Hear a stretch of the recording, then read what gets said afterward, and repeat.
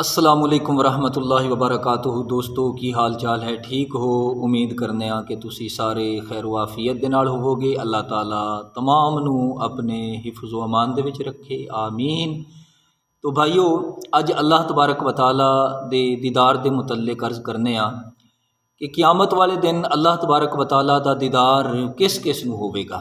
اس بارے یہ ویڈیو آخر تک ضرور دیکھو، انشاءاللہ بڑا فائدہ ہوئے گا۔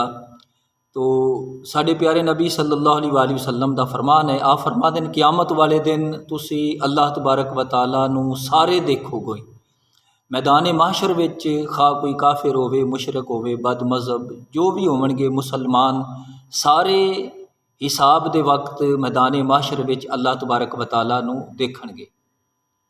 لیکن حساب کتاب تو بعد صرف اہل ایمان اللہ تبارک و تعالیٰ دا دیدار کرن گے۔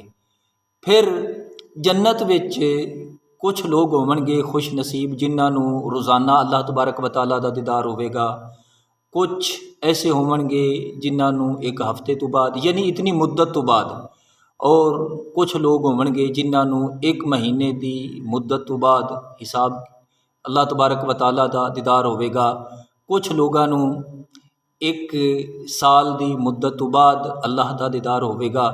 تو یہ یاد رکھو کہ قبر وچ نبی کریم علیہ السلام دی پہچان اے رشتہ ایمان دے تحت ہوئے گی۔